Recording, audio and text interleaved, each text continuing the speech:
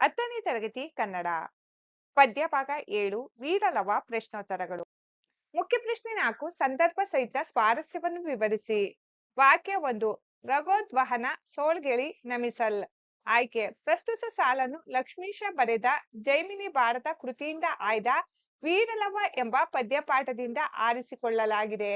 ಸಂದರ್ಭ ಶ್ರೀರಾಮನ ಅಶ್ವಮೇಧ ಯಾಗದ ಯಜ್ಞಾಶ್ವವು ಸಂಚರಿಸಿದ ಕಡೆಯಲ್ಲೆಲ್ಲ ಭುಜಬಲ ಪರಾಕ್ರಮಿಗಳಾದ ರಾಜರೆಲ್ಲ ರಾಮನ ಆಜ್ಞೆಗೆ ಎದರಿ ತಡೆಯದೆ ಕುದುರೆಗೆ ಭವ್ಯ ಸ್ವಾಗತ ಹಾಗೂ ಗೌರವವನ್ನು ನೀಡಿ ನಮಸ್ಕರಿಸಿ ಮುಂದೆ ಸಂಚರಿಸಲು ಬಿಟ್ಟರು ಎಂದು ವರ್ಣಿಸುವ ಸಂದರ್ಭದಲ್ಲಿ ಕವಿಯು ಈ ಮಾತನ್ನು ಹೇಳುತ್ತಾರೆ.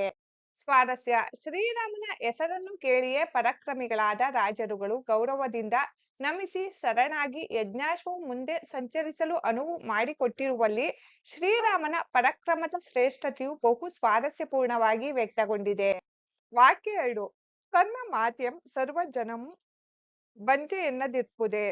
ಆಯ್ಕೆ ಪ್ರಸ್ತುತ ಸಾಲನ್ನು ಲಕ್ಷ್ಮೀಶನು ಬರೆದ ಜೈಮಿನಿ ಭಾರತ ಕೃತಿಯಿಂದ ಆಯ್ದ ವೀರಲವ ಎಂಬ ಪದ್ಯಪಾಠದಿಂದ ಆರಿಸಿಕೊಳ್ಳಲಾಗಿದೆ.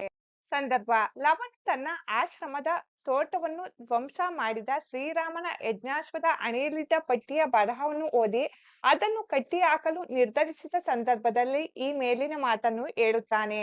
ಸ್ವಾರಸ್ಯ ಕ್ಷತ್ರಿಯನಾದ ವೀರಲವನು ಬಾಲಕನಾದರೂ ಹೆದರದೆ ಕುದುರೆಯನ್ನು ಕಟ್ಟಲು ನಿರ್ಧರಿಸಿ ತನ್ನ ವೀರತ್ವವನ್ನು ಪ್ರದರ್ಶಿಸುವುದು ಈ ಮಾತಿನಲ್ಲಿ ಸ್ವಾರಸ್ಯಪೂರ್ಣವಾಗಿ ವ್ಯಕ್ತಗೊಂಡಿದೆ.